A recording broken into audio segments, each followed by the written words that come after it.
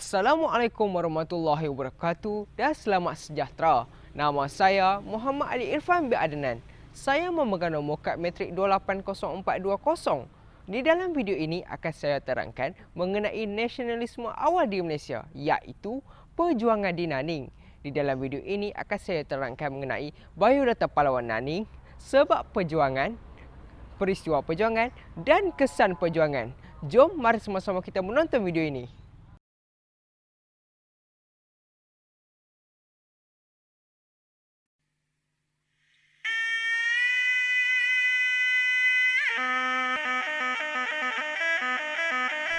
Dul Said atau nama sebenar beliau, Datuk Abdul Said bin Omar, ialah penghulu Naning yang ke-9.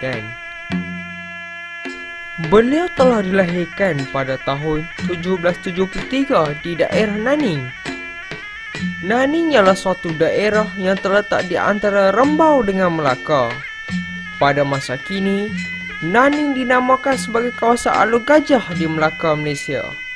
Walau bagaimanapun, Naning merupakan salah satu negeri asal yang membentuk Persekutuan Negeri Sembilan pada abad yang ke-16. Dul Said berasal dari suku Semelenggang. Beliau merupakan seorang pahlawan Melayu yang kental. Ini kerana Dul Said memiliki sifat berpantang mati sebelum ajal. Sejak kecil lagi, sifat keberaniannya mula diperlihatkan. Apabila beliau mula belajar ilmu mempertahankan diri atau seni silat sejak berusia 6 tahun. Sungguh pun berasal dari golongan keluarga yang susah, namun Dul Said sentiasa berusaha untuk memajukan diri, agama dan bangsanya. Dul Said seorang yang tekun mengaji, cekap dalam seni mempertahankan diri dan sentiasa dihormati orang ramai. Beliau juga seorang yang taat kepada kedua orang tuanya. Dul Said mewarisi penghulu Anjak sebagai penghulu Naning pada tahun 1799 ketika berumur 26 tahun. Pada tahun 1802, Kolonel Taylor telah melantik Dul Said sebagai penghulu Naning dengan syarat beliau menggunakan cap mohon syarikat Inggeris. Sehingga campur tangan Kolonel Farquhar pada 1807, penghulu Naning dibenarkan mentadbir Naning, termasuklah dalam hukuman mati. Campur tangan Kolonel Farquhar menyebabkan kuasa menghukum mati diserahkan kepada kerajaan negeri. Perang Naning yang berlaku pada tahun 1831 telah menjadikan beliau seorang pahlawan yang telah mengukir tempat di sejarah Melaka.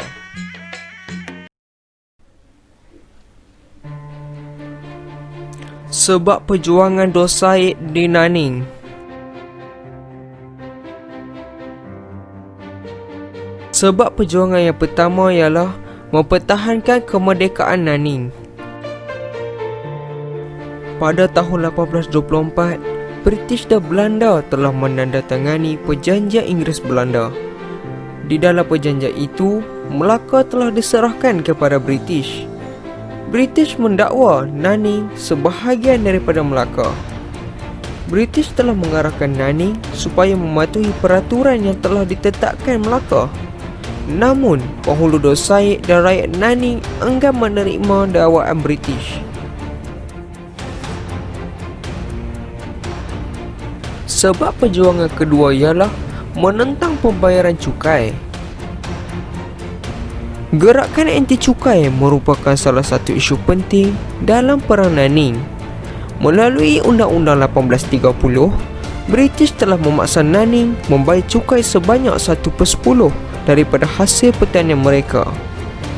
Pada tahun 1828, pemungut hasil tanah Melaka, W.T. Lewis, telah mencadangkan kepada Fullerton supaya mengutip hasil padi 1/10 daripada Naning.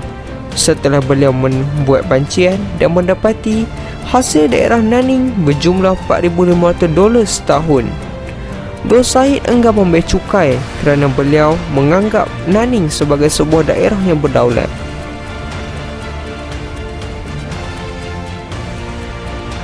Sebab perjuangan ketiga ialah menentang pelaksanaan undang-undang British. British cuba menyekat pengaruh dan kuasa penghulu Dor Said dengan memperkenalkan peraturan penghulu. Peraturan penghulu telah menetapkan bahawa penghulu Nanning tidak boleh membicarakan kes jenayah atau awam yang berat. Tindakan British ini jelas bercanggah dengan adat tradisi tempatan. Pada tahun 1828, Dor Said telah membicarakan satu kes pembunuhan di Nanning. Pihak British berasa marah kerana pengikut peraturan penghulu, kes tersebut sepatutnya dibawa ke Mahkamah Melaka. Namun, penghulu Dor Said telah melanggar undang-undang British. Penghulu Dor Said dianggap sebagai ancaman besar kepada kewibawaan British. Beliau telah diugut akan dilucutkan jawatan sekiranya beliau tidak mematuhi undang-undang British.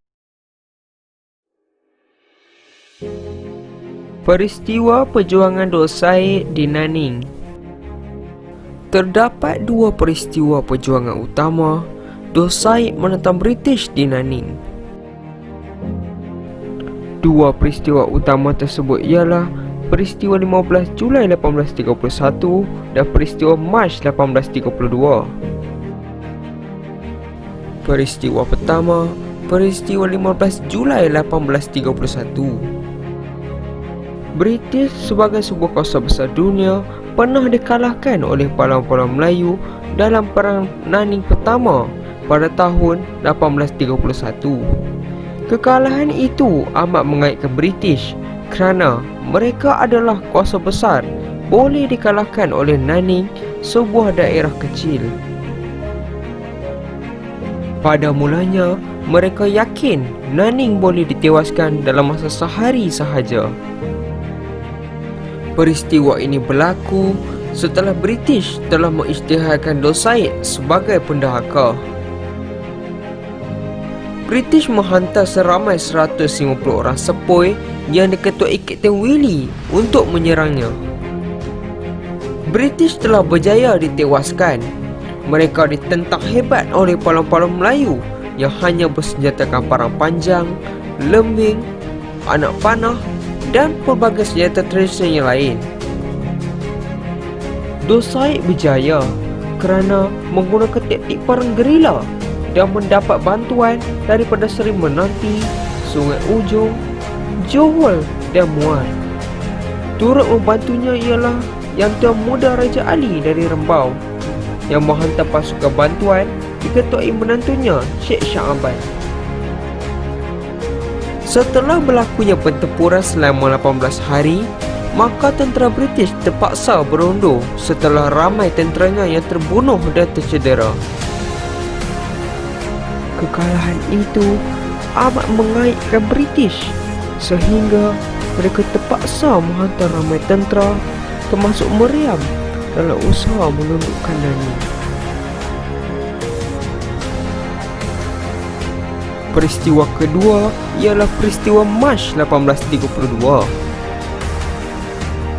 Sebelum berlakunya Perang Nanning kedua pada tahun 1832, British berjaya memecah belahkan perpaduan orang-orang Melayu dengan mengikat perjanjian dengan daerah-daerah yang bersempadan dengan Nanning, termasuk Rembau, Sungai Ujong dan Seri Menanti. British sedar Nanning sukar dikalahkan. British meminta bantuan Yang Tuan Muda Raja Ali dari Rembau dan beliau bersetuju menghantar 600 orang hulu balang untuk menyerang Nanning. Dalam Perang Nanning pertama, Dor Said mendapat bantuan daripada orang-orang Rembau yang diketuai oleh Sheikh Shah-Aban. Setelah adanya perjanjian antara British dengan daerah-daerah yang bersepadan dengan Nanning itu, maka penghulu Rembau bukan sahaja menarik pahlawan-pahlawannya dari Nanning, malah mereka membantu British menakluk Nanning. Walaupun tidak lagi mendapat bantuan daripada Rembau dan daerah yang berjiran dengannya, namun Dos Said dan orang-orangnya bertekad mempertahankan Nanning. Pada Mac 1832, askar-askar British yang diketuai oleh Kolonel Herbert dibantu oleh pasukan Rembau yang diketuai oleh Sheikh Shah Aban menyerang Nanning bagi kali kedua. British telah menghantar 1,200 orang tenteranya bagi bertindak melancarkan serangan ke atas Nanning untuk mengembalikan maruah mereka yang tercalar. Sekali lagi, berlaku pertempuran yang sengit antara kedua-dua belah pihak. Setelah berlaku pertempuran selama hampir 2 bulan, akhirnya Dos Said dan para pengikutnya terpaksa berundur dari Nanning. Penghulu Dos Said dan pengikut-pengikutnya tidak mendapat sebarang bantuan, menyebabkan Dos Said berjaya dikalahkan dan pertempuran kali ini telah memihak kepada British. Pasukan tentera British berjaya menawan tabuh dan rumah-rumah penduduk Nanning dibakar. Dos Said akhirnya terpaksa berundur ke Seri Menanti setelah kalah dalam Perang Nanning kedua pada Mac 1832. Akhirnya, Dos Said telah menyerah diri kepada British. Dalam tempoh masa 4 bulan, akhirnya Nanning telah jatuh ke tangan British pada 15 Jun 1832. Nanning kemudiannya diletakkan di bawah Peraturan Negeri-Negeri Selat pada 27 Oktober 1832. Olehnya demikian, berakhirlah kerajaan Nanning pada 1832 setelah sekian lama bertahan daripada serangan Portugis, Belanda dan British. Pihak Nanning tewas bukan kerana tidak mempunyai kepakaran atau strategi yang jitu. Akan tetapi, pihak Rembau telah berpaling tadah dengan tidak menghantar tentera mereka seperti dijanjikan kepada Nanning. Pada masa yang sama juga, pihak Rembau telah memberitahu kepada British mengenai kelemahan Nanning. Kekalahan mereka bukan kerana pihak asing, tetapi oleh kerana bangsa sendiri yang menikam dari belakang. Orang Melayu hanya dapat mencapai kegemilangannya jika mereka bersatu hati. Kesan perjuangan Dos Said di Nanning. Kesan perjuangan yang pertama ialah British menyatukan daerah Nanning dengan Melaka. Nanning telah dijadikan sebahagian daripada wilayah pentadbiran Melaka. Jawatan penghulu telah dimasukkan dan digantikan dengan jawatan penguasa atau superintendent. Penguasa bertugas memungut cukai, menjalankan undang-undang dan mengawal ketenteraman. Kesan perjuangan kedua ialah Dos Said diberi pencen dan rumah di Melaka. Selepas Dos Said menyerah diri, kerajaan British telah memberinya pencen sebanyak RM200 sebulan dan diberikan rumah di Melaka. Beliau telah membeli sebidang tanah untuk mengusahakan tanaman padi di samping melibatkan diri dalam perubatan. Kesan perjuangan yang ketiga ialah British telah mengalami kerugian sebanyak £100,000. Walaupun British menang dalam perjuangan menakluk Nanning, namun kemenangan itu tidak menggembirakan British. Hal ini kerana mereka terpaksa menanggung kerugian £100,000 dan kehilangan ramai askar bagi menakluk sebuah daerah kecil.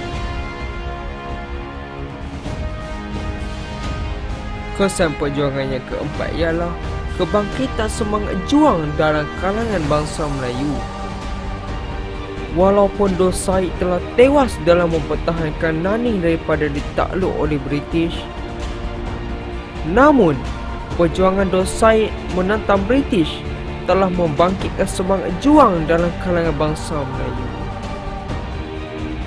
Dos Said, pahlawan Naning, telah meninggal dunia pada awal Ogos 1849.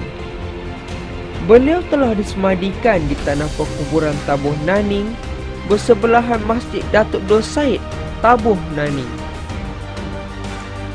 Sejarah perjuangan Dos Said dalam mempertahankan daerah Naning daripada British akan terus diingati oleh semua.